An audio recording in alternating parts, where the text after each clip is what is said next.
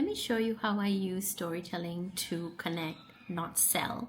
I'm an artist, and a lot of times I feel like when I do business, I'm selling my soul away. So marketing has been really challenging until I figured out how to weave in storytelling to connect with audiences and help reframe what it means to turn up and do some marketing. So let me take you through it.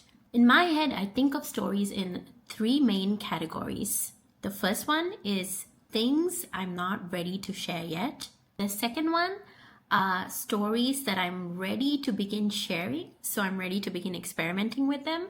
And the third one are stories that I'm comfortable sharing and I've done it previously.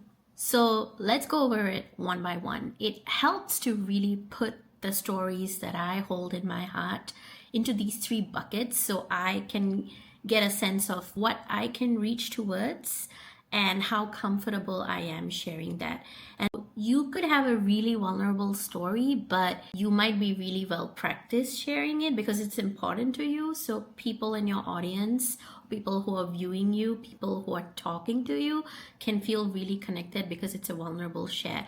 So try not to confuse the depth of the story and the intimacy of the story with how engaging that story might be. For all you know, that shopping trip where I went to pick up something and something went wrong could be really interesting. At the same time, that story that I have about my mental health challenges or something that's super meaningful for me might not be something that my audience was ready for. So sense into it, and let me take you through the three buckets first. So the first one, things I'm not ready to share yet.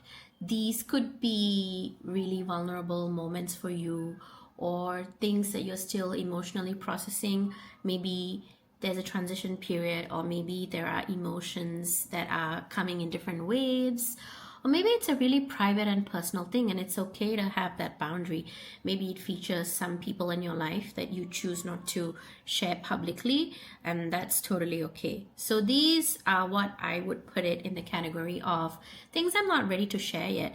Maybe there are mental health challenges, or maybe boo-boos that have happened. I'll try not to call it failures because that's a really hurtful way of calling it. We'll call it boo-boos. Some boo-boos are really funny, so I might end up sharing it, but some boo-boos I might still be sitting in some form of shame or regret or guilt, and it might be really challenging to share because it shatters my sense of self. So keep them private. It's okay. They're not for everybody. As long as you have comfort and you are intentional in knowing what you want to keep in the I'm not ready to share bucket. So the next one is stories that you are ready to begin talking about, but you have yet to figure out how to share it. So it's not just as simple as, oh, I have this memory or I have this experience and I just need to find the words to it. But it's also about trying to find an angle for it. Maybe the same story that you share with your audience on social media is going to be very different from maybe business partners that you meet one-on-one.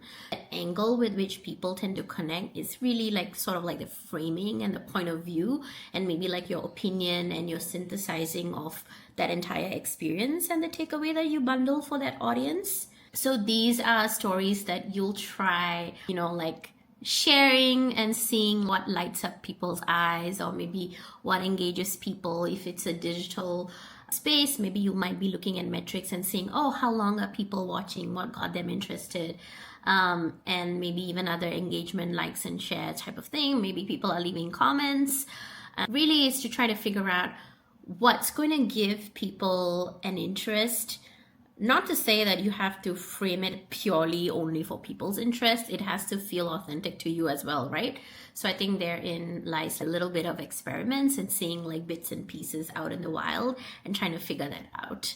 So for example, I come from a background of brand strategy and marketing, and it's a little hard to talk about because I thought it would undermine my authority or my credibility. But honestly, I'm an artist at heart. It just so happened that I held these roles and I have these skill sets. But I don't think I find marketing comfortable many days. And so I think it's even trying to figure out how to vocalize my values in action. It's not like I hate marketing, because then even the framing of I hate marketing, but then when I think about how I spent the last 5 to 10 years of my life doing that, that would feel like self-betrayal. I did something that I didn't like. So as you can see, trying to experiment with how to vocalize a story is also about how you would like to write your narrative. It's okay that people might not perceive it the way you want them to. That's out of our control. But the most important thing is how you feel comfortable owning your truth, when you feel comfortable sharing. And another tip when it comes down to this is try not to look for external validation. A good way you know when you're ready to tell a story is you've done telling it to yourself. You've done running over that story in your mind 1,001 times, and you can pat yourself on the back, you can give yourself a hug, and you can thank yourself, you can feel proud of yourself, you can do all of the emotions for yourself, and you can acknowledge yourself. So that would truly feel like you don't need external validation to share that story with the world. Yeah, my journey with marketing is ongoing, and I'm reframing it. So I think now I'm in that journey of finding words. So finally, the third category, things I know how to share really well in my life. Funny story, one of the first stories I learned how to share about my own life was about how I was really depressed, because it was a big narrative for me, and then how I was misdiagnosed, and it was actually bipolar disorder. But way years later is me realizing, oh wait, that was autism and ADHD just left undiagnosed.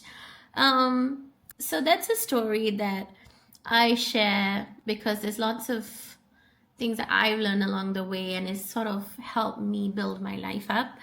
And that's probably not going to be easy if you want to share something vulnerable. It wasn't easy for me when I first started talking about it.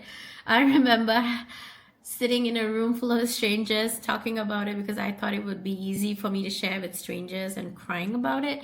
And the more I shared, the safer I felt. So another tip is, if you are sharing something, maybe on TikTok or Instagram, making a video about it, it's okay to cry. First of all, people on the internet are really lovely. Trust that they will hold space for you.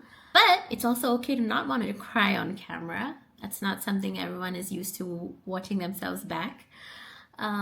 So you can share maybe with friends, family, or maybe colleagues, or maybe go to an event or organize an event, meet some new people, share with them in person first before you come onto a digital platform to share your story. Or maybe practice in the mirror.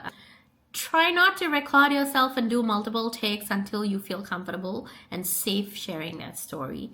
And where you're really comfortable sharing that story, it become a key part of your narrative and a key part of how people remember you and how you want people to remember you.